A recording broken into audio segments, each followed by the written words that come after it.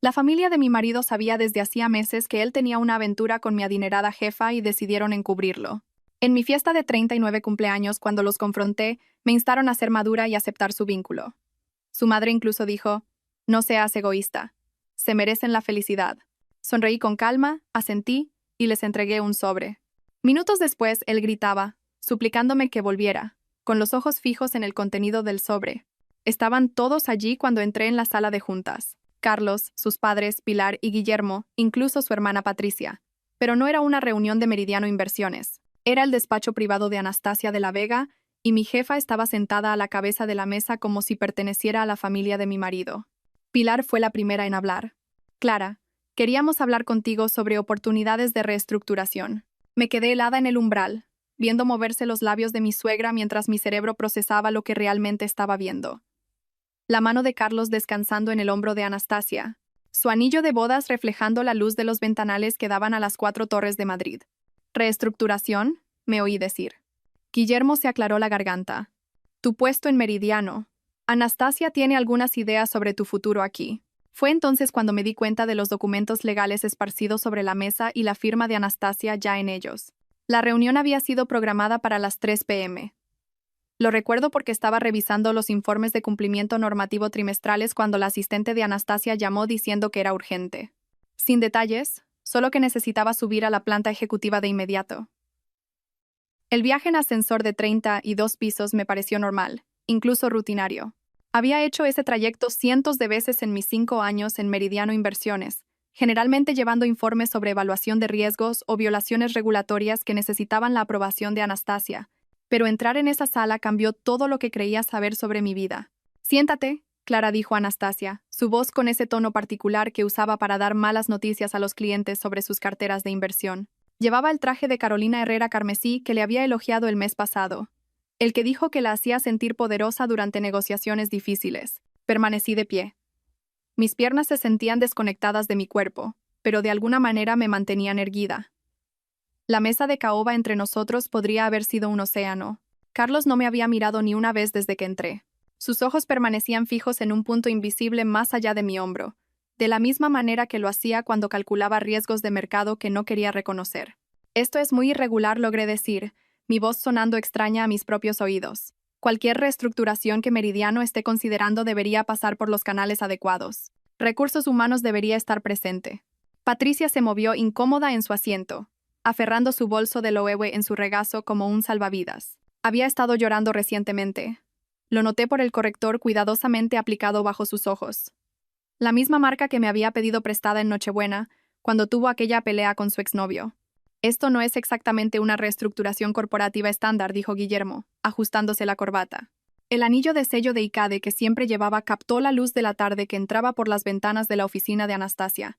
«Es más bien una discusión familiar que resulta tener implicaciones profesionales». «¿Discusión familiar?». Las palabras quedaron suspendidas en el aire como una acusación. Los miré a cada uno por turno. Estas personas con las que había compartido 12 años de Navidades, cumpleaños y comidas de domingo. Pilar no me miraba a los ojos, centrándose en la pantalla de su móvil, donde podía ver el reflejo de los mensajes de texto que intentaba responder discretamente. Patricia abría y cerraba la boca como si quisiera hablar, pero no encontrara las palabras. Y Carlos, mi marido, el hombre que había prometido amarme y respetarme frente a 200 invitados en nuestra boda, estaba sentado allí como un extraño con un rostro familiar. «¿Qué tipo de discusión familiar requiere la presencia de mi jefa?», pregunté, aunque una parte de mí ya lo sabía. Las noches hasta tarde que Carlos había estado trabajando, los inesperados viajes de negocios que coincidían con el itinerario de Anastasia, la forma en que Pilar había empezado a preguntar sobre mis horas extras y mis viajes de auditoría con un interés inusual.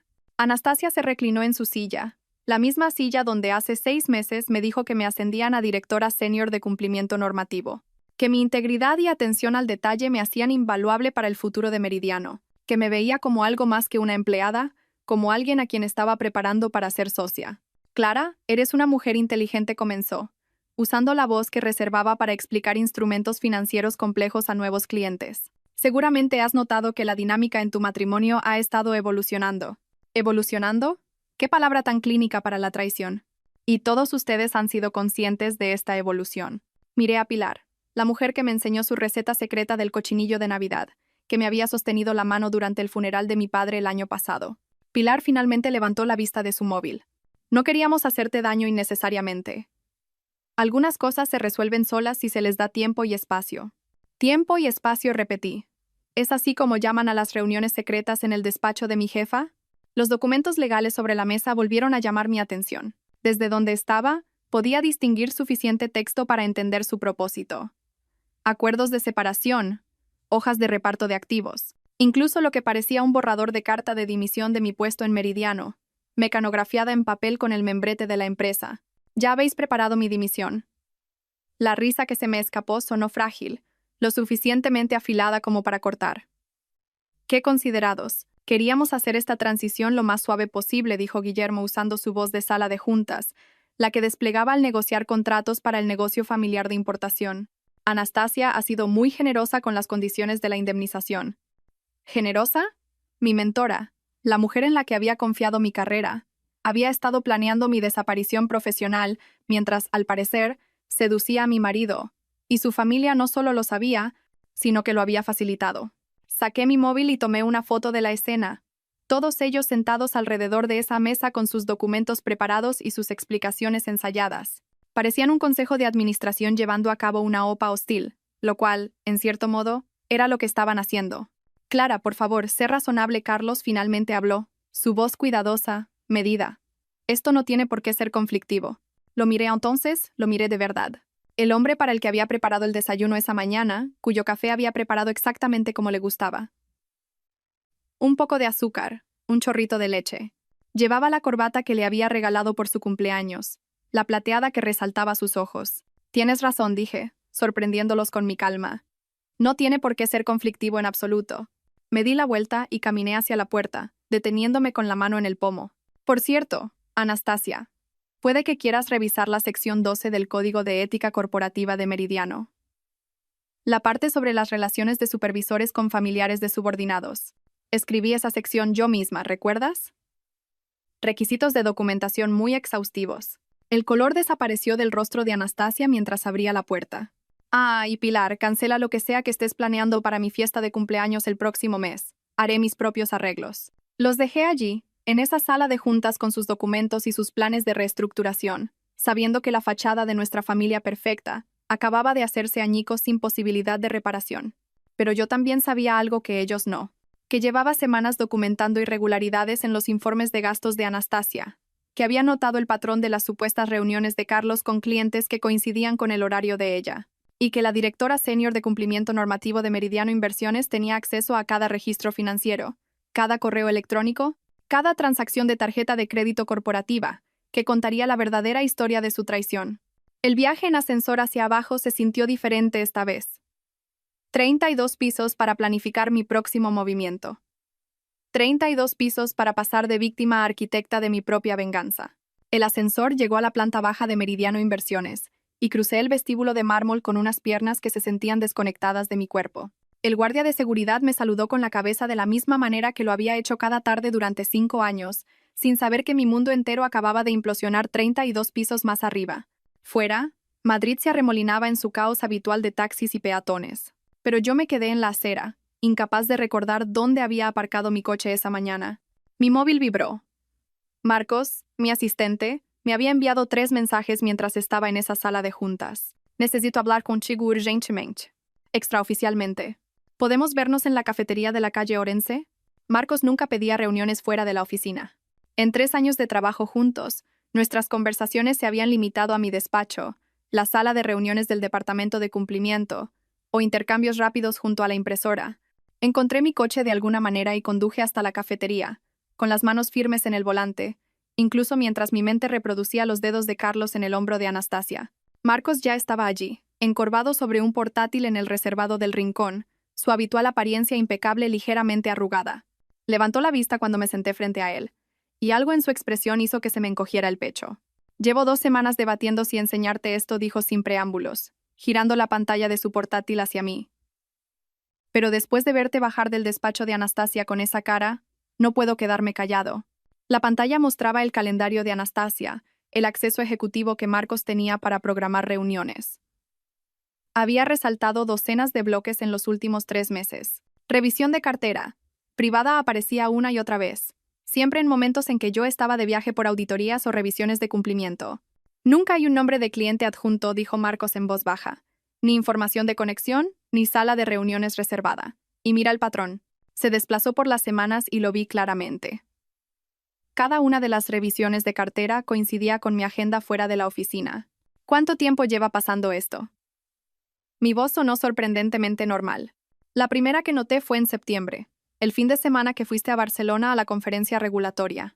Marcos abrió otra pantalla, esta vez mostrando los registros de la tarjeta de crédito corporativa. Anastasia cargó una cena para dos en DiverXO ese sábado. Lo anotó como desarrollo de clientes, pero sin nombre de cliente registrado. Septiembre, hace 3 meses.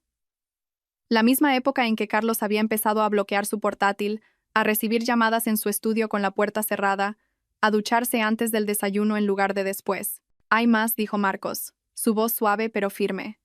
La firma de inversión de tu marido empezó a recibir referencias de Meridiano por la misma época. Clientes de alto valor que normalmente irían a nuestros socios preferentes. Miré la pantalla, viendo la evidencia de la disolución de mi vida expuesta en entradas de calendario e informes de gastos. ¿Por qué me enseñas esto, Marcos? Estás asumiendo un riesgo enorme. Cerró el portátil y me miró a los ojos. Porque eres la única ejecutiva en Meridiano que me ha tratado como a un ser humano en lugar de como a un mueble. Y porque lo que están haciendo no solo está mal, es ilegal. Desviar clientes para beneficiar una relación personal. Eso es una violación de unas 12 regulaciones diferentes que tú me enseñaste a vigilar. Mi móvil sonó antes de que pudiera responder. El nombre de Pilar apareció en la pantalla. Lo dejé pasar al buzón de voz, pero volvió a llamar inmediatamente. Será mejor que conteste, dije, aunque lo último que quería era oír la voz de mi suegra. Clara, cariño, dijo Pilar cuando contesté, su tono brillante y artificial. He estado intentando localizarte. ¿Vienes a comer el domingo? Necesito saberlo para el catering. ¿Catering? ¿Desde cuándo pides catering para la comida del domingo? Oh, ¿no te lo ha dicho Carlos? Tenemos algunos invitados extra. Unos posibles socios de negocios a los que Guillermo quiere impresionar. Hizo una pausa. No estarás de viaje este fin de semana, ¿verdad? Sé que tienes esa conferencia en Sevilla pronto. La conferencia de Sevilla no era hasta dentro de 2 semanas, y no se lo había dicho a nadie excepto a mi equipo. ¿Cómo sabías lo de Sevilla, Pilar?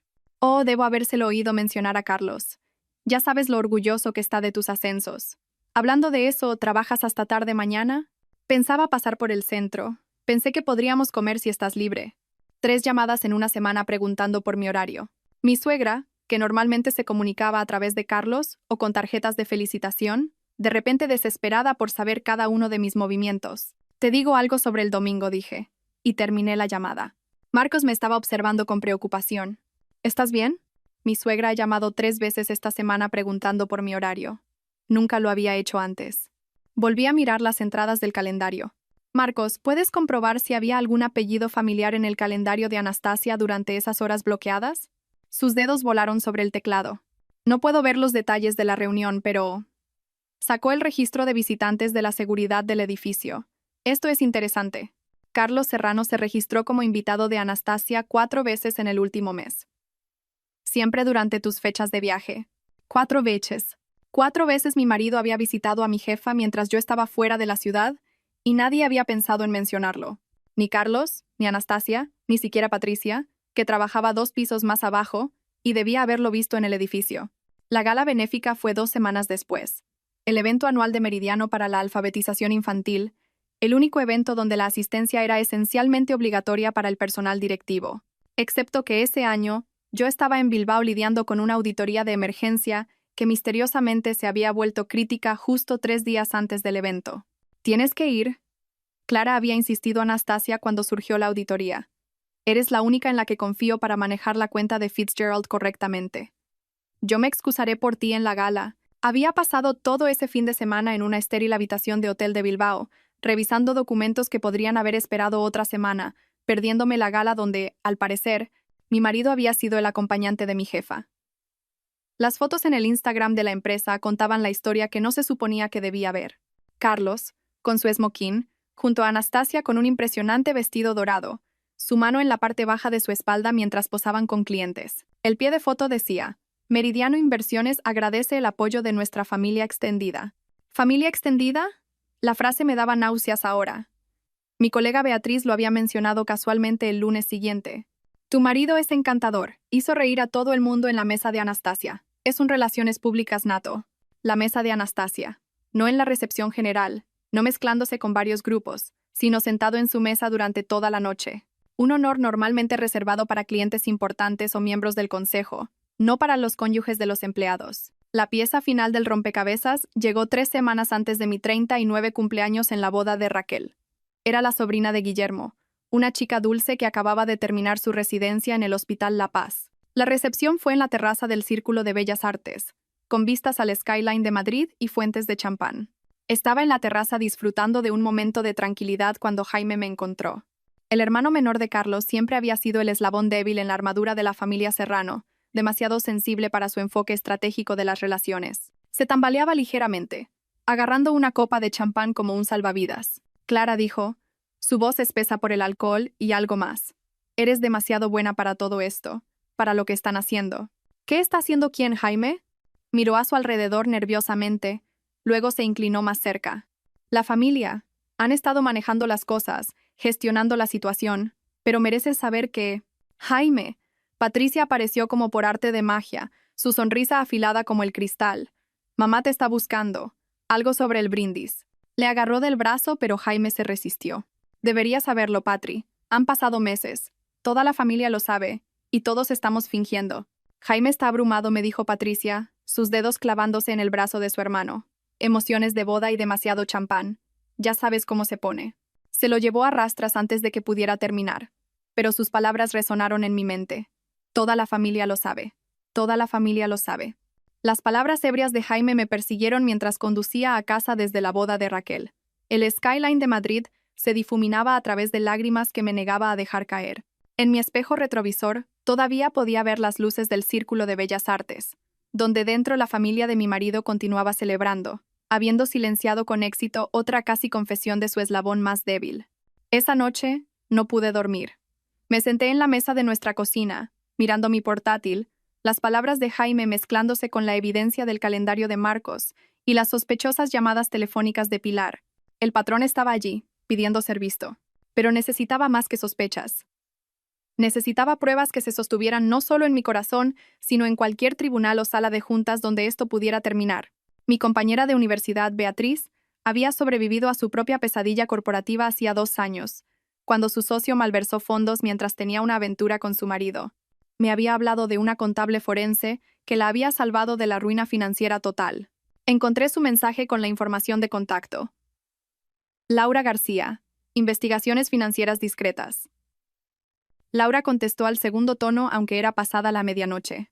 Beatriz me dijo que podrías llamar, dijo simplemente. ¿Puedes venir mañana? Trae todos los documentos financieros a los que puedas acceder. Declaraciones de la renta, extractos bancarios, carteras de inversión, registros corporativos, todo. Nos reunimos en su oficina en Usera, un edificio anodino que podría haber albergado cualquier cosa, desde una clínica dental hasta una agencia de seguros. Laura no era lo que esperaba. De unos 50 años, vestida con vaqueros y una sudadera de la Universidad Complutense, parecía más la tía favorita de alguien que una detective financiera que había destapado fraudes multimillonarios. Cuéntame lo que sabes, dijo, empujando una taza de café sobre su escritorio. Se lo conté todo. Los patrones del calendario, el extraño comportamiento de la familia, el repentino interés de Carlos en los eventos de Meridiano, la confesión ebria de Jaime. Tomó notas en un bloc de notas amarillo, pidiendo aclaraciones de vez en cuando, pero sobre todo escuchando. ¿Y tienes acceso a los sistemas financieros de Meridiano? Preguntó cuando terminé. Soy la directora senior de cumplimiento normativo. Tengo acceso a todo excepto a los detalles de la compensación ejecutiva. Laura sonrió por primera vez. Eso es más que suficiente. Esto es lo que vamos a buscar. Patrones inusuales en las referencias de clientes, contratos que no siguen los procesos de aprobación estándar, oportunidades de inversión que deberían haber pasado por licitación competitiva pero no lo hicieron. Tenía razón. Durante los siguientes 3 días, trabajando fuera de horario cuando las oficinas de Meridiano estaban vacías, saqué registros que pintaban un cuadro devastador. Hace 6 meses, justo cuando empezaron a aparecer esos misteriosos bloques en el calendario, Anastasia había comenzado a desviar oportunidades de inversión a firmas más pequeñas en lugar de a nuestros socios institucionales habituales. La firma que recibía la mayor parte de estas oportunidades. Inversiones Globales Serrano. el negocio familiar al que Carlos se había unido 2 años atrás. Las cifras eran asombrosas. Bonos municipales premium que deberían haber ido a nuestros clientes de primer nivel, oportunidades de capital privado con rendimientos garantizados, asignaciones de acciones pre-IPO por las que las firmas de inversión matarían. Todo dirigido silenciosamente al negocio de importación en apuros de los Serrano, que misteriosamente había girado hacia la gestión de inversiones justo cuando Anastasia y Carlos se acercaban más. 2 millones de euros en negocio dirigido en 6 meses, dijo Laura cuando le mostré la documentación. Eso no es una aventura, es una conspiración financiera. La familia de tu marido no solo sabía de la relación, se estaban beneficiando de ella.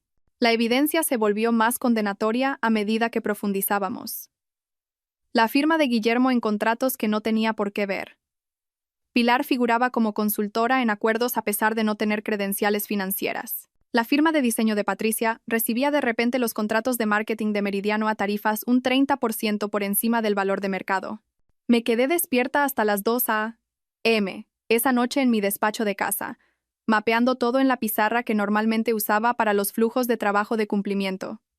Líneas rojas conectaban fechas. Círculos azules marcaban transacciones financieras. Resaltados verdes mostraban cada cena familiar donde se había discutido mi horario. El patrón que surgió se parecía menos a una aventura y más a una redada corporativa coordinada. Comida del domingo, 3 semanas antes de mi descubrimiento.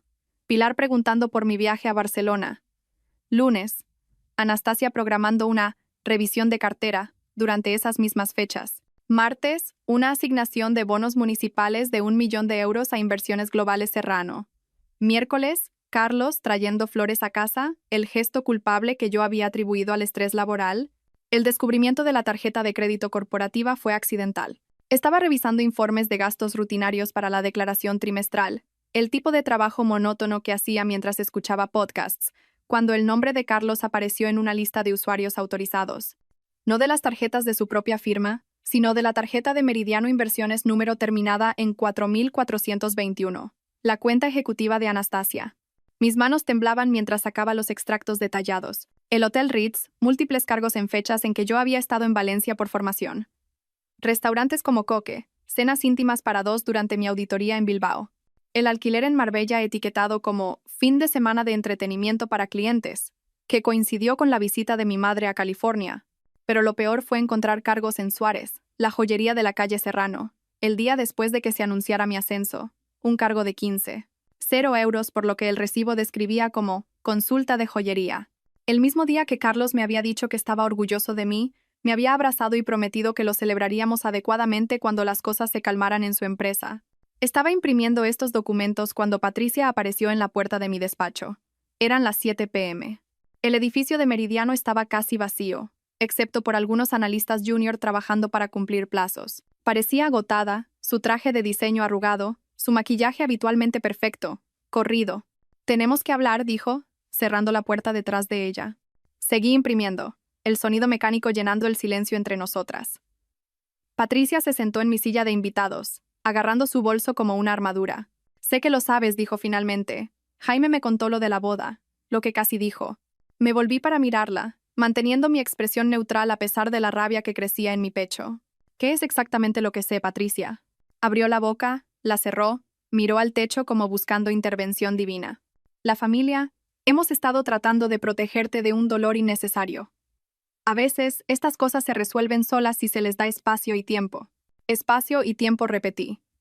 ¿Es así como llamáis a facilitar reuniones secretas entre mi marido y mi jefa? El rostro de Patricia se descompuso. No se suponía que fuera así. Al principio era solo negocio. Anastasia podía ayudar a la firma de nuestra familia, y Carlos era el enlace natural. Pero luego, retorció la correa de su bolso. Papá y mamá vieron una oportunidad. Dijeron que si Carlos era feliz y el negocio prosperaba, todos se beneficiarían al final. Todos excepto yo. Dijeron que estabas demasiado centrada en tu carrera para darte cuenta. Que tú y Carlos os habíais distanciado naturalmente. Que esto era solo evolución. La palabra me revolvió el estómago. Evolución, como si la traición fuera un proceso natural, inevitable como la erosión o la deriva continental. Patricia se levantó bruscamente. No debería haber venido. Solo quería que supieras que no todos estábamos de acuerdo. Jaime y yo intentamos decirles que estaba mal, pero el dinero, Clara, el negocio familiar se estaba hundiendo. Papá iba a perderlo todo. Se fue antes de que pudiera responder. Su confesión quedó suspendida en el aire como el humo de un fuego que había estado ardiendo durante meses, mientras yo dormía tranquilamente en la misma casa, comía en la misma mesa, amaba a las mismas personas que estaban orquestando mi destrucción. Me quedé en mi despacho vacío, las confesiones de Patricia aún resonando en el aire. El negocio familiar se estaba hundiendo. Habían cambiado mi matrimonio por su supervivencia financiera. La impresora continuó su ritmo mecánico, escupiendo página tras página de pruebas que los destruirían a ellos o a mí. Ya no había término medio. Esa noche, fui a casa y preparé la cena como si nada hubiera cambiado. Carlos se sentó frente a mí en nuestra mesa de comedor, cortando su solomillo con los mismos movimientos precisos que usaba para todo, sin saber que había comenzado a grabar nuestras conversaciones en mi móvil, escondido debajo de mi servilleta. «¿Qué tal tu día?», preguntó, la pregunta tan vacía como se había vuelto nuestro matrimonio. «Ajetreado». Los informes de cumplimiento trimestrales vencen pronto. Lo vi asentir distraídamente, navegando por su móvil. Pilar ha vuelto a llamar hoy. Parece muy interesada en mi horario últimamente. Sus dedos se detuvieron por un instante en la pantalla. Probablemente esté planeando algo para tu cumpleaños. Ya sabes cómo se pone con las celebraciones familiares. Celebraciones familiares. Quise reírme de la ironía, pero en lugar de eso dije. Preguntó específicamente por la conferencia de Sevilla. Aún no se lo he dicho. Quizás lo mencioné yo, dijo, sin levantar la vista. ¿Me pasas la sal? Durante las siguientes 3 semanas me convertí en alguien que no reconocía. Cada noche, después de que Carlos se acostara, trabajaba en la oscuridad de nuestra habitación de invitados, fotografiando documentos con la luz del móvil, subiendo archivos a discos duros encriptados que le había dado a mi amiga de la universidad, María, para que los guardara en su piso de lavapiés. No hizo preguntas cuando aparecía a medianoche con pendrives envueltos en bolsas de plástico. Solo me preparó un té y prometió mantenerlos a salvo. Las comidas familiares se convirtieron en operaciones de recopilación de inteligencia.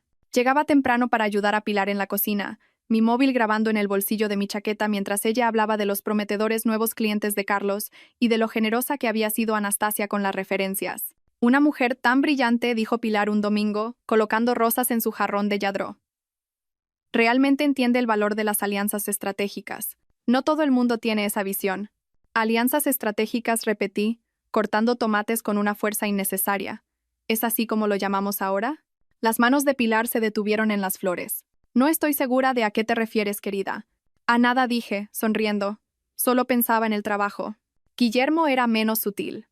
Durante la comida se reclinaba en su silla, con un bourbon en la mano, y pontificaba sobre el cambiante panorama de la gestión de inversiones. Las relaciones lo son todo en este negocio, decía, mirando directamente a Carlos. A veces tienes que hacer alianzas poco convencionales para sobrevivir. Lo grabé todo. Cada mirada cómplice, cada referencia codificada, cada momento en que pensaban que estaban siendo listos, mientras yo interpretaba a la esposa ajena a todo, centrada en su carrera. El gran avance llegó durante una actualización rutinaria del sistema en Meridiano. Como directora senior de cumplimiento, tenía que revisar todas las categorizaciones de gastos del trimestre, una tarea tediosa que implicaba cruzar miles de transacciones. Pero enterrada en el presupuesto de desarrollo de clientes, encontré la debilidad de Anastasia, la soberbia. Había estado facturando todo a la empresa. El vestido de Valentino que usó en la gala benéfica. Fomento de relaciones con clientes. El masaje para parejas en el Mandarín Oriental. Gestión del estrés ejecutivo. El jet privado a Ibiza. Retiro de planificación estratégica. Cada recibo, cada transacción, llevaba 2 firmas. Anastasia de la Vega y Carlos Serrano. Mi marido había estado firmando la aprobación de compras de lujo para otra mujer, autorizando gastos que violaban cada política que yo había escrito para Meridiano. El rastro de papel era tan descarado, tan arrogantemente descuidado, que me dejó sin aliento.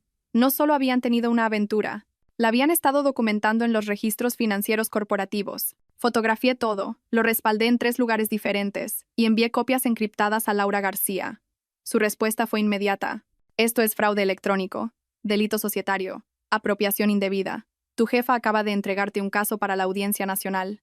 El bautizo de la sobrina de Guillermo proporcionó la pieza final que necesitaba. Se celebró en el Club Financiero Génova. Todo globos pastel y brunch con champán, el tipo de evento donde las mujeres Serrano cumplían sus deberes sociales con gracia ensayada. Llegué tarde, alegando retrasos en el trabajo. Mi móvil ya estaba grabando en mi bolso. Pilar me llevó a un lado cerca de la mesa de regalos. su perfume Chanel número 5 abrumador en el pequeño espacio. Pareces cansada, querida. Tanto trabajo no puede ser bueno para ti. Es solo una época exigente, dije, dejando que el agotamiento se colara en mi voz. A veces me pregunto si me estoy perdiendo otras cosas por centrarme tanto en mi carrera. Los ojos de Pilar se iluminaron con la satisfacción de alguien que había estado esperando una oportunidad. Una carrera es importante, pero no debería serlo todo. A veces tenemos que aceptar que las personas crecen en diferentes direcciones. Carlos, por ejemplo, ha estado explorando nuevos horizontes últimamente. Es saludable para un matrimonio cuando ambos cónyuges tienen espacio para explorar sus opciones. ¿Explorar sus opciones? Mantuve mi voz cuidadosamente neutral. Oh, ya sabes a lo que me refiero. Desarrollo profesional, nuevas conexiones. Anastasia ha sido maravillosa para el crecimiento de su carrera.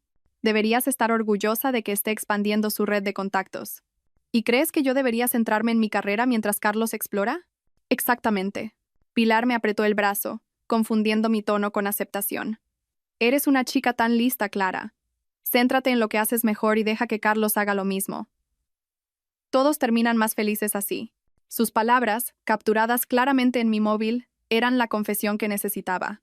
No solo el conocimiento de la aventura, sino el fomento activo, la planificación estratégica, la colusión familiar y mi humillación. Esa noche me encerré en nuestro dormitorio mientras Carlos asistía a otra reunión tardía con un cliente que ambos sabíamos que no tenía nada que ver con clientes. Extendí todo sobre la cama. Correos electrónicos impresos, recibos fotografiados, grabaciones transcritas, el análisis financiero de Laura, la evidencia del calendario de Marcos. Parecía el cuarto de guerra de un fiscal preparándose para el juicio del siglo. Trabajé hasta el amanecer, organizando todo en un único informe completo.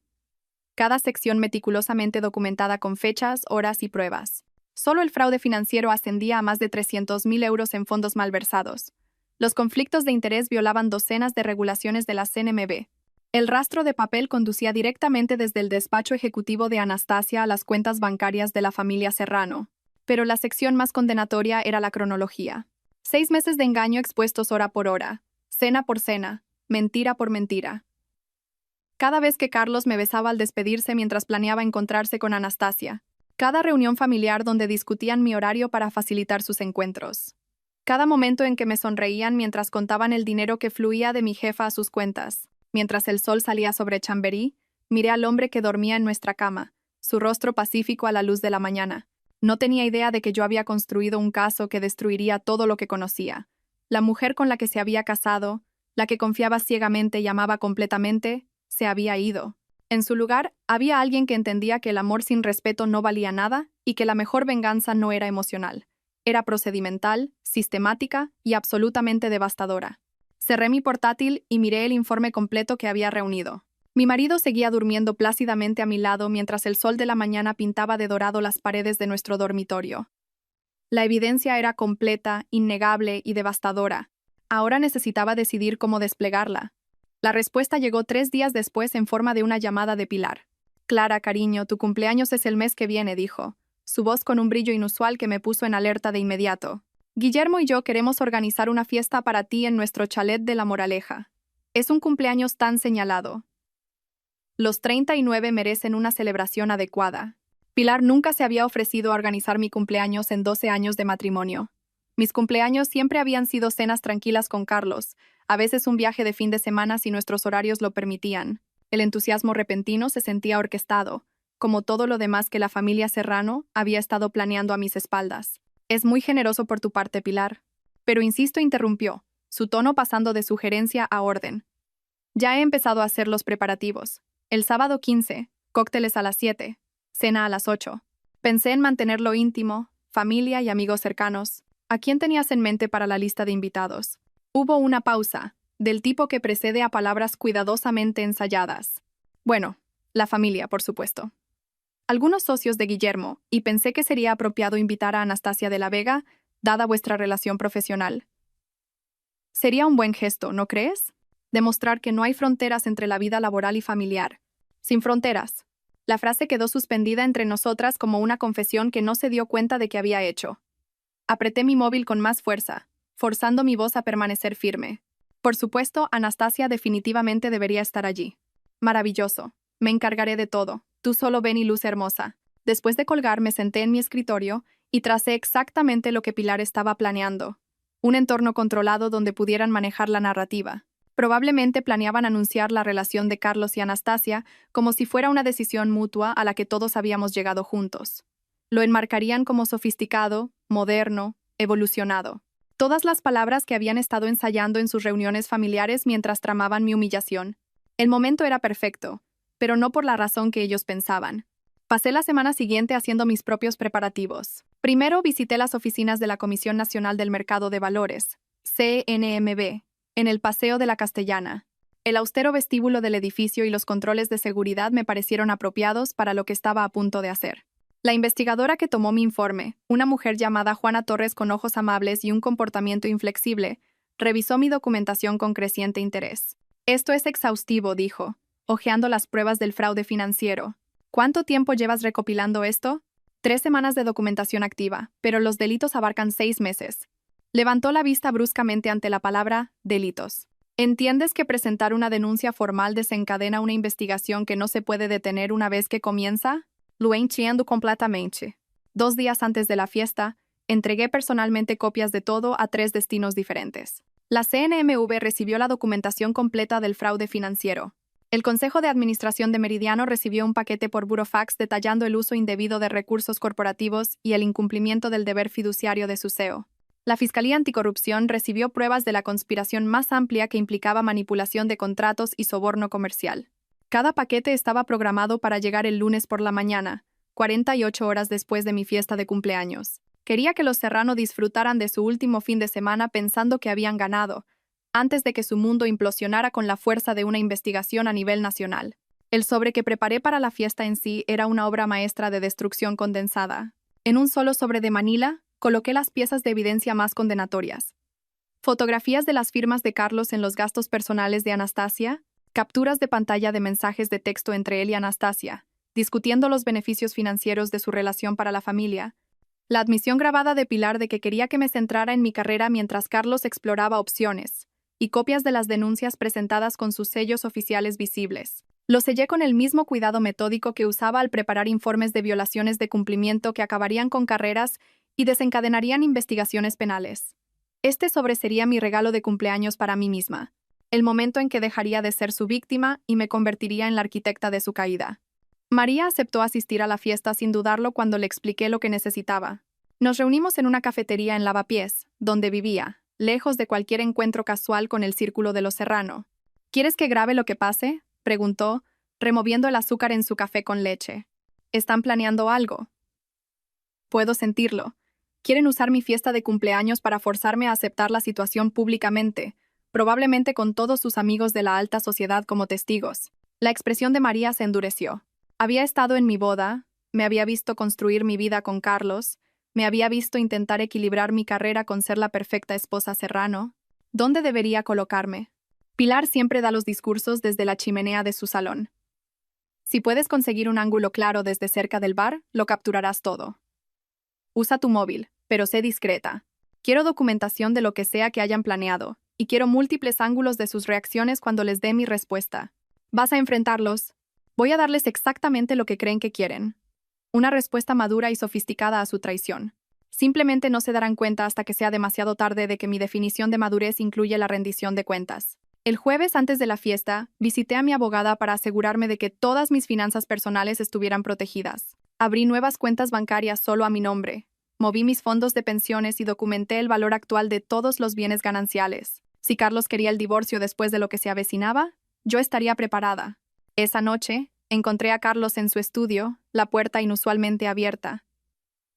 Levantó la vista cuando entré, algo parpadeó en su rostro. ¿Culpa? ¿Quizás? ¿O anticipación de la elaborada farsa que su familia había planeado para el sábado? Tu madre ha llamado por la fiesta, dije, apoyándome en el marco de la puerta. Es muy considerado por su parte organizarla. ¿Quiere hacer algo especial para ti?, respondió, su voz cuidadosamente neutral. Solo se cumplen 39 una vez. Cierto, y mencionó que Anastasia estará allí. Los dedos de Carlos se detuvieron en su teclado. ¿Es eso un problema? ¿Por qué sería un problema? Es mi jefa. Trabajamos juntas todos los días. Estudió mi rostro, buscando algo. Sospecha, ira, conocimiento. Pero yo había aprendido a llevar la misma máscara que todos ellos habían estado usando durante meses, la que decía que todo estaba bien mientras los reinos ardían detrás de nuestros ojos. Tienes razón, dijo finalmente. Es bueno mantener esas relaciones. Relaciones. Todo en el mundo de los serranos se reducía a relaciones, conexiones, redes. Habían construido toda su conspiración bajo la suposición de que las relaciones importaban más que la verdad, que las conexiones superaban la integridad, que las redes podían sobrevivir a cualquier revelación si se gestionaban adecuadamente. El sábado les enseñaría lo contrario. El sábado les mostraría que algunas traiciones no se pueden gestionar, negociar o reestructurar. Algunas traiciones exigían el tipo de justicia que viene con investigaciones de la Audiencia Nacional y la desgracia pública. El sábado llegó con el tipo de clima fresco de marzo que hacía que Madrid pareciera un plató de cine. Me paré frente al espejo de mi dormitorio, ajustando el vestido de cóctel negro que había elegido específicamente para esta noche, lo suficientemente elegante para los estándares de Pilar, lo suficientemente oscuro para un funeral. Que en cierto modo, esto era la muerte de las ilusiones, de los lazos familiares, de la vida que todos habíamos pretendido vivir. Carlos salió del baño, su colonia llenando la habitación con el mismo aroma que había usado en nuestra boda. «Estás preciosa», dijo, encontrando mis ojos en el espejo. Por un momento, algo parpadeó en su rostro. ¿Arrepentimiento, quizás? ¿O simplemente anticipación de la actuación que su familia había orquestado? Gracias, respondí, deslizando el sobre de Manila en mi bolso. Tu madre apreciará que hagamos un esfuerzo. El viaje en coche al chalet de La Moraleja se sintió más largo de lo habitual. Carlos revisaba su móvil en cada semáforo en rojo, su pulgar moviéndose por la pantalla con gestos rápidos y nerviosos. Yo observaba la ciudad pasar, contando los minutos hasta que todo cambiara. Pilar se había superado con la decoración. El chalet brillaba con una iluminación suave, flores frescas en cada superficie y suficiente champán para hacer flotar un pequeño yate. Los invitados ya estaban llegando cuando entramos. Socios de Guillermo, amigas del club de lectura de Pilar, un puñado de mis colegas de Meridiano, que parecían ligeramente incómodos en el opulento entorno. Clara, cariño. Pilar se deslizó hacia mí en una nube de Chanel número 5 y besos al aire. Feliz cumpleaños. Estás absolutamente deslumbrante. Detrás de ella vi a Anastasia cerca del bar, con un vestido rojo que probablemente costaba más que el alquiler mensual de la mayoría de la gente. Levantó su copa de champán hacia mí en un brindis simulado, su sonrisa afilada como el viento de invierno. María ya se había posicionado exactamente donde habíamos discutido, con el móvil discretamente listo, su expresión neutral mientras charlaba con uno de los compañeros de golf de Guillermo sobre la volatilidad del mercado. La fiesta se desarrolló como una danza cuidadosamente coreografiada. Se pasaron aperitivos, se sirvió champán, y las conversaciones fluyeron sobre temas seguros. Precios inmobiliarios, planes de vacaciones, la moneda social habitual de Madrid. Pero podía sentir la corriente subterránea de anticipación, la forma en que Pilar seguía mirando su reloj, cómo Guillermo y Patricia intercambiaban miradas significativas a través de la habitación. Exactamente a las 8:30, Pilar tintineó su copa con una cucharilla de plata, pidiendo atención. A todos, por favor, un brindis por nuestra querida Clara en su 39 cumpleaños. La multitud se reunió, copas en alto, mientras Pilar pronunciaba un discurso que sonaba sincero para cualquiera que no supiera la verdad. Habló de la familia, del crecimiento, de abrazar el cambio y los nuevos capítulos. Cada palabra estaba cargada de doble sentido, un mensaje envuelto en deseos de cumpleaños. Por Clara concluyó, que este año te traiga claridad, aceptación y la sabiduría para reconocer la felicidad en todas sus formas. Los invitados aplaudieron y bebieron. Fue entonces cuando Pilar me tocó suavemente el codo. Clara, querida, ¿podrías acompañarnos un momento a la biblioteca? Guillermo tiene un regalo especial que le gustaría entregarte en privado. La seguí por el pasillo, oyendo los pasos de Carlos detrás de nosotras. La puerta de la biblioteca ya estaba abierta. Guillermo y Patricia esperaban dentro como jueces en un tribunal. La puerta se cerró con un suave clic que sonó como una trampa cerrándose. Clara, comenzó Guillermo, su voz adquiriendo el tono condescendiente que usaba con clientes difíciles. Queríamos hablar contigo en privado porque nos importas. Somos familia, y la familia se cuida. Permanecí de pie mientras ellos se disponían en un semicírculo, siguiendo claramente alguna posición ensayada. Patricia jugueteaba con su pulsera, la única que mostraba algo de incomodidad con lo que estaba a punto de suceder. Pilar tomó el relevo, su voz suave como un whisky añejo. Sabemos que esto puede ser difícil de escuchar, pero creemos que eres lo suficientemente madura para manejar la verdad. Carlos y Anastasia han desarrollado sentimientos el uno por el otro. Sentimientos reales y profundos que trascienden las relaciones convencionales. ¿Trascienden? Repetí, saboreando la palabra como vino echado a perder. Son almas gemelas, continuó Pilar, entusiasmándose con su tema. No se puede luchar contra ese tipo de conexión. Sería egoísta intentarlo. Guillermo asintió sabiamente. Eres una mujer inteligente, Clara. Seguramente entiendes que forzar a la gente a negar sus verdaderos sentimientos solo crea miseria para todos los involucrados. Patricia finalmente habló. Su voz apenas un susurro. Eres lo suficientemente fuerte para manejar esto con dignidad. Todos sabemos lo capaz que eres. Dejé que terminaran toda su presentación, sus argumentos cuidadosamente ensayados sobre la evolución emocional y la aceptación madura. Hablaron de la felicidad de Carlos como si fuera un bien más valioso que mi dignidad. Enmarcaron la persecución de Anastasia a mi marido como una inevitabilidad cósmica en lugar de una depredación calculada. Cuando finalmente guardaron silencio, esperando mi respuesta, sonreí.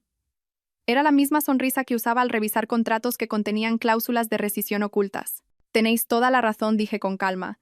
Debería manejar esto con madurez y gracia. El rostro de Pilar se iluminó con alivio. Guillermo suspiró de verdad. Los hombros de Patricia cayeron mientras la tensión la abandonaba. Pensaban que habían ganado. Pensaban que su cuidadosa manipulación había funcionado. ¿Volvemos a la fiesta?, sugirió Pilar, ya moviéndose hacia la puerta. No hay necesidad de dejar que esto arruine tu celebración de cumpleaños. Lo seguí de vuelta a la sala principal, donde los invitados continuaban sus conversaciones, ajenos al tribunal familiar que acababa de reunirse. Carlos estaba cerca de la chimenea con Anastasia, sus cuerpos inclinados el uno hacia el otro con la intimidad inconsciente de los amantes que creen que están siendo discretos. Caminé directamente hacia ellos, mis tacones resonando en el suelo de mármol con precisión de metrónomo. El sobre en mi bolso se sentía cálido contra mi costado. Las conversaciones a nuestro alrededor comenzaron a silenciarse a medida que la gente sentía que algo cambiaba en la atmósfera de la sala. Carlos, Anastasia, dije lo suficientemente alto para que los invitados de alrededor oyeran. Ya que todos estamos siendo adultos maduros aquí, tengo algo para vosotros. Saqué el sobre, sosteniéndolo entre nosotros como un veredicto. El rostro de Carlos se puso pálido antes incluso de abrirlo. Quizás reconoció su peso. La forma en que los documentos verdaderamente devastadores siempre se sienten más pesados de lo que deberían. Clara, ¿qué es esto? La voz de Anastasia llevaba una advertencia, pero era demasiado tarde. Ábrelo, dije simplemente. Después de todo, estamos manejando esto como gente sofisticada, ¿no? Los dedos de Carlos tropezaron con el sello. Observé sus ojos escanear la primera página, el sello de entrada de la CNMV, visible en la parte superior, el número de caso ya asignado. Sus manos comenzaron a temblar cuando llegó a la segunda página, el fraude documentado, las firmas que había puesto en los gastos personales de Anastasia. El sonido que se le escapó no fue exactamente un grito, fue algo más primario que eso. El sonido de alguien viendo cómo todo lo que había construido se evaporaba como la niebla de la mañana. El sobre se le cayó de las manos, las páginas esparciéndose por el suelo de mármol, donde los invitados podían ver los encabezados oficiales. La palabra fraud, visible en negrita, el nombre de la empresa familiar listado como co-conspirador en delitos financieros. Clara, por favor, no lo entiendes, su voz se quebró, extendiendo hacia mí unas manos que habían firmado la renuncia a nuestro matrimonio por un dinero que nunca había ganado legalmente. Lo entiendo perfectamente, dije, mi voz resonando en la ahora silenciosa habitación. La familia de mi marido ha sabido de su aventura con mi jefa durante meses. Lo facilitaron porque Anastasia estaba desviando ganancias ilegales a su negocio en apuros. Cada persona que estaba en esa biblioteca acaba de intentar convencerme de que aceptara esto en silencio.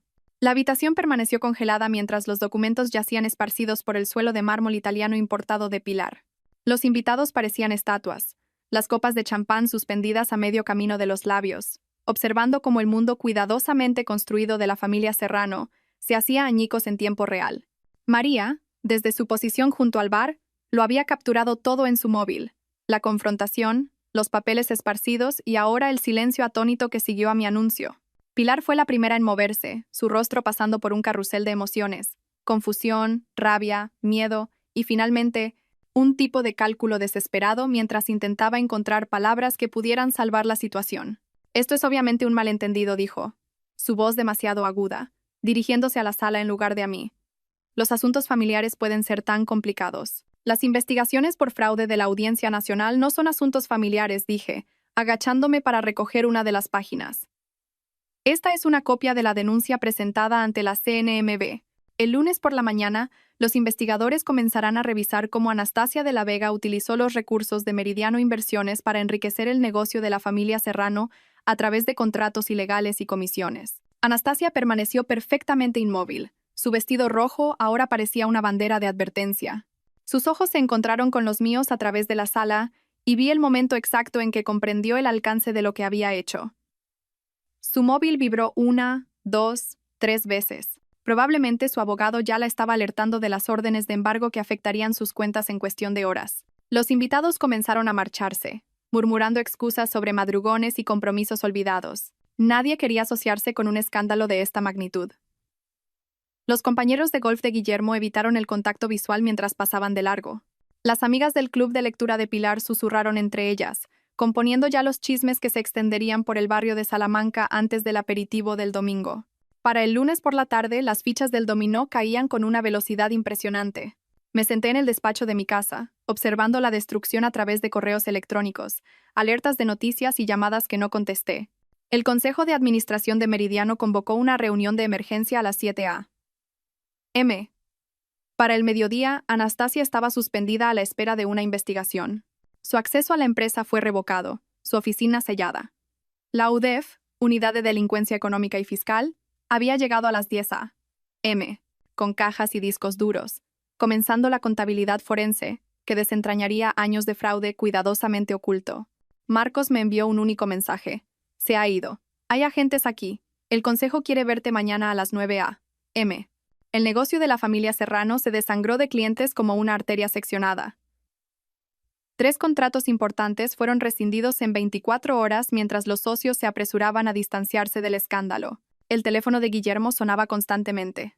Podía oírlo desde la calle cuando pasaba en coche por su chalet, pero nadie llamaba con buenas noticias. El martes por la noche, Carlos vino a casa a hacer las maletas. Oí su llave en la cerradura y me quedé en la cocina, dándole espacio para recoger sus cosas. Pero me encontró de todos modos, de pie en el umbral de nuestro dormitorio con los ojos enrojecidos y una barba de 3 días.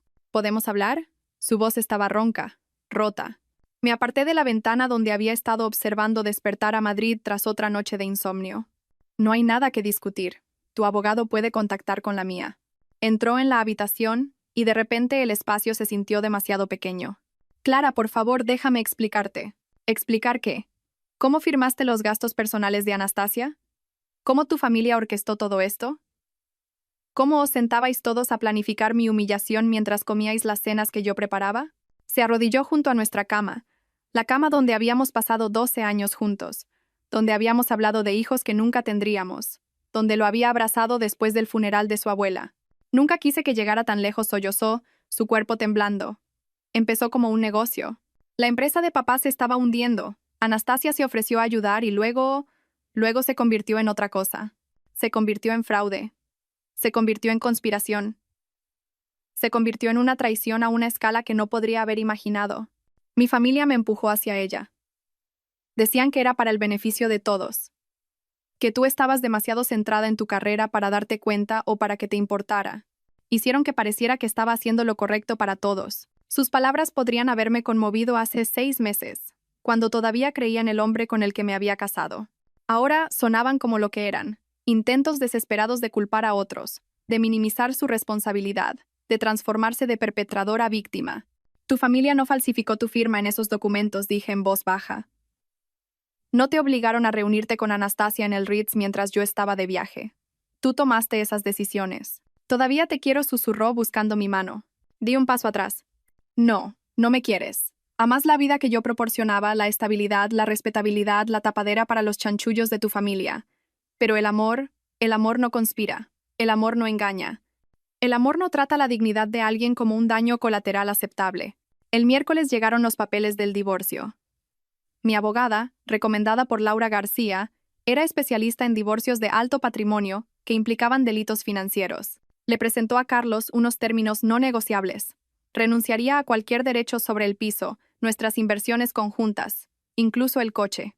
A cambio, yo no presentaría cargos penales adicionales por las declaraciones de la renta fraudulentas que habíamos presentado conjuntamente mientras él ocultaba ingresos ilegales. Su abogado, con aspecto agotado tras 3 días de control de daños, le aconsejó que firmara. El proceso penal va a ser bastante malo, le oí decir en el pasillo. No añadas un juicio de divorcio vengativo a tus problemas. Carlos firmó con unas manos que temblaban tanto que apenas podía sostener el bolígrafo. El hombre que una vez firmó con confianza acuerdos de inversión millonarios se vio reducido a un desastre tembloroso, viendo cómo 12 años se disolvían en tinta negra. El jueves por la tarde, Patricia apareció en mi puerta. Parecía destrozada, su ropa de diseño arrugada, el maquillaje corrido por sus mejillas, su habitual compostura completamente rota. Casi no la dejó entrar, pero algo en su expresión me hizo abrir más la puerta. Necesito contártelo todo, dijo, desplomándose en mi sofá. No para pedir perdón, no lo merezco, pero deberías saber toda la verdad. Habló durante 1 hora mientras mi sistema de seguridad grababa cada palabra. Cómo la conspiración había comenzado hacía 8 meses cuando Guillermo confesó que el negocio familiar se estaba hundiendo. Cómo Pilar había sugerido que Carlos aprovechara su relación conmigo para acercarse a Anastasia. Cómo lo habían entrenado para el acercamiento inicial, diciéndole que era solo networking, solo desarrollo de negocio. Todos lo supimos desde el principio, sollozó Patricia. Cada domingo en la comida familiar, discutíamos tu horario, planeábamos sus reuniones, elaborábamos estrategias sobre cómo evitar que te enteraras. Mamá decía que eras demasiado lista para que te engañaran para siempre, pero para entonces el dinero estaría asegurado y tendrías que aceptarlo. Pensabais que era ingenua, Gigi. Pensábamos que estabas demasiado centrada en ser perfecta, la esposa perfecta, la empleada perfecta, para ver lo que estaba pasando. No contábamos con que fueras, buscó la palabra sistemática, exhaustiva. No sabíamos que estabas documentándolo todo. Se fue mientras se ponía el sol, su confesión grabada y guardada en 3 lugares diferentes. La evidencia ahora estaba completa, no solo fraude financiero, sino conspiración, premeditación y engaño sistemático que involucraba a cada miembro de la familia Serrano. Para el viernes, las llamadas de Pilar habían pasado de airadas exigencias de explicación a desesperadas súplicas de clemencia. Dejaba mensajes de voz que recorrían todo el espectro de la manipulación, culpa, rabia, negociación, apelaciones a la lealtad familiar. Nos estás destruyendo, lloraba en un mensaje. Guillermo tiene dolores en el pecho. El negocio está arruinado. ¿Cómo puedes hacerle esto a la familia? Familia. La palabra había perdido todo significado. Se suponía que la familia te protegía, no que orquestaba tu traición. Se suponía que la familia celebraba tus éxitos, no que los usaba como oportunidades de explotación. Se suponía que la familia te amaba, no que cambiaba tu dignidad por ganancias financieras. Borré cada mensaje sin escucharlo hasta el final. Los Serrano habían tomado sus decisiones meses atrás, cuando decidieron que mi matrimonio era un sacrificio aceptable para su supervivencia financiera. Me senté en mi piso vacío ese viernes por la noche, los desesperados mensajes de voz de Pilar finalmente borrados. El silencio se sentía como la primera bocanada de aire limpio después de salir a la superficie desde aguas profundas. La casa se sentía diferente ahora. No solitaria, sino espaciosa. No abandonada, sino liberada. Me serví una copa de vino, no de las botellas caras que Carlos había coleccionado para impresionar a sus colegas, sino un simple Ribera del Duero que realmente disfrutaba, y empecé a planificar lo que venía después. 6 meses pasaron en un torbellino de procedimientos legales, declaraciones y reconstrucción. La investigación sobre Meridiano Inversiones se expandió más allá de Anastasia para abarcar a todo el equipo ejecutivo. El consejo, desesperado por salvar la reputación de la empresa, me ofreció un generoso acuerdo para evitar una demanda por despido improcedente. Sabían que tenía base, dado cómo Anastasia lo había orquestado todo. Acepté el dinero, firmé el acuerdo de confidencialidad que excluía específicamente los procedimientos penales, y me alejé de la vida corporativa con suficiente capital para empezar de nuevo en mis propios términos. El espacio de oficina que encontré en Usera no se parecía en nada a las torres de cristal de Meridiano. Era una unidad de esquina reformada en un edificio que albergaba una panadería, una gestoría y un despacho de abogados de familia. La luz de la mañana entraba a raudales por ventanas que realmente se abrían, y el conserje, el señor Rodríguez, me trajo empanadas caseras en mi primer día. El alquiler era razonable, el barrio se sentía real, y nadie sabía del escándalo de los Serrano ni le importaba mi vida anterior en el Distrito Financiero de Madrid. García Consultoría de Cumplimiento abrió oficialmente un martes de septiembre. Laura, la contable forense que me había ayudado a descubrirlo todo, me envió mi primer cliente, una pequeña empresa de importación cuyo propietario estaba preocupado por el fraude interno. En una semana, identifiqué 3 áreas de vulnerabilidad y les ayudé a implementar controles que los protegerían del tipo de explotación que los Serrano habían perpetrado. Esa clienta me refirió a su hermana, que dirigía una clínica médica. La hermana me refirió a un colega con una startup tecnológica en crecimiento. A finales de mes tenía 6 clientes que valoraban mi experiencia no por mi pedigrí corporativo, sino porque les ayudaba a proteger sus negocios de depredadores que veían a las pequeñas empresas como blancos fáciles. Mi trabajo tenía un propósito ahora, de una manera que nunca lo tuvo en Meridiano. No se trataba de multimillonarios moviendo activos para evitar impuestos. Se trataba de personas que habían construido algo real con sus propias manos y necesitaban a alguien que les ayudara a protegerlo. Una florista a la que su procesador de pagos le había estado cobrando de más durante años. El dueño de un restaurante cuyo gerente estaba sisando de la caja. La directora de una ONG que descubrió que el tesorero de su junta había estado desviando contratos a la empresa de su esposa. Cada caso me recordaba que los delitos financieros no eran solo números. Eran sobre la confianza traicionada, sobre personas que pensaban que las relaciones significaban más que el dinero, y descubrían cuán equivocadas estaban. Octubre trajo noticias a través del circuito legal de que la finca de los Serrano estaba en venta. Conduje hasta La Moraleja un domingo, aparcando frente al chalet que había albergado tantas comidas familiares donde mi destrucción fue planeada entre platos. El cartel de la inmobiliaria se balanceaba con el viento de otoño, y a través de las ventanas pude ver que las habitaciones ya estaban vacías. La preciada lámpara de araña de Pilar había desaparecido. La biblioteca de Guillermo, donde habían coleccionado primeras ediciones que nunca leyeron, estaba desnuda. Una vecina que paseaba a su perro me reconoció y se detuvo a charlar. «Qué pena lo de los Serrano», dijo, aunque su tono sugería que disfrutaba del chisme. Tuvieron que venderlo todo. La casa, los coches, incluso la colección de joyas de Pilar. Las costas legales, ya sabes, y la salud de Guillermo no ha estado bien desde el estrés de todo esto. Hice los ruidos compasivos apropiados, pero no sentí nada. Ellos habían elegido este camino cada vez que facilitaron una reunión secreta. Cada vez que discutieron mi horario para crear oportunidades para la traición. Cada vez que me miraron a los ojos sabiendo lo que me estaban robando. Los juicios penales comenzaron en enero. Anastasia negoció un acuerdo para reducir su pena a 2 años de prisión en régimen abierto y 5 años de libertad condicional a cambio de testificar sobre la corrupción más amplia en Meridiano. El negocio de la familia Serrano se disolvió por completo, sus activos liquidados para pagar multas y acuerdos. Carlos evitó la cárcel por poco, pero recibió 3 años de libertad condicional y se le prohibió permanentemente trabajar en servicios financieros. Su foto policial apareció en la sección de economía de El País, su rostro demacrado y hueco, nada que ver con el hombre seguro de sí mismo que una vez estuvo a mi lado en nuestra boda.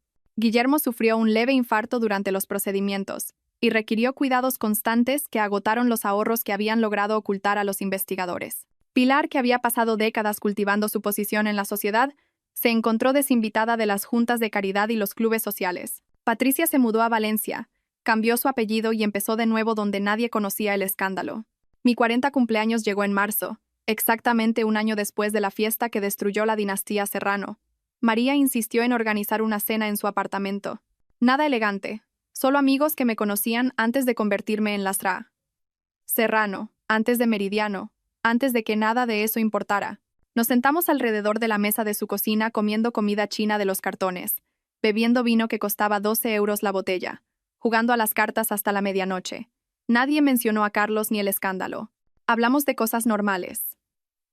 El ascenso de María en el hospital, el nuevo bebé de nuestra amiga Beatriz, el libro del club de lectura que nadie había terminado de leer. «Te veo bien», dijo María mientras me acompañaba a la puerta al final de la noche. «Realmente bien. No solo sobreviviendo, sino realmente bien». Tenía razón. Por primera vez en años, quizás por primera vez en mi vida, me sentía alineada con mi propia vida. Sin actuaciones, sin gestionar apariencias, sin relaciones estratégicas que requirieran mantenimiento y cálculo constantes. Una semana después, estaba en la puerta de mi piso, con un café en la mano, viendo a Madrid despertar a una mañana de primavera perfecta. Los almendros estaban en flor a lo largo de la calle, y las familias comenzaban sus rutinas de domingo.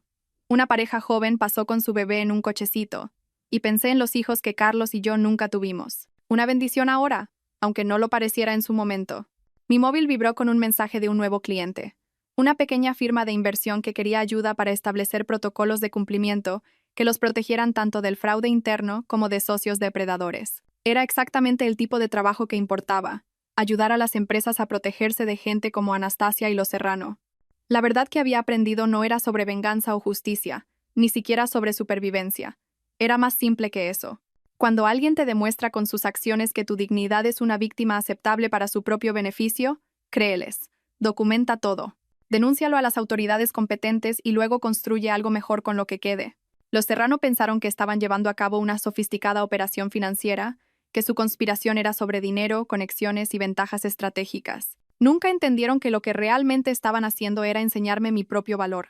No en euros ni en estatus social, sino en la simple capacidad de reconocer el engaño, documentar la verdad y negarme a ser cómplice de mi propia destrucción. De pie allí, en la mañana de primavera, me di cuenta de que había ganado algo más valioso que cualquier acuerdo o veredicto. Había ganado el derecho a vivir sin pretensiones, a trabajar sin compromisos y a confiar sin miedo. Los Serrano lo habían perdido todo intentando tomar lo que no era suyo. Yo lo había ganado todo simplemente negándome a dejar que lo hicieran. Si esta historia de venganza calculada te ha mantenido en vilo hasta el final, pulsa el botón de me gusta ahora mismo. Mi parte favorita fue cuando Clara le entregó a Carlos ese sobre en su fiesta de cumpleaños, viendo cómo su mundo se desmoronaba al darse cuenta de que ella lo había documentado todo. ¿Cuál fue tu momento favorito? Déjalo en los comentarios. No te pierdas más historias apasionantes como esta. Suscríbete y activa la campanita de notificaciones para no perderte ninguna publicación.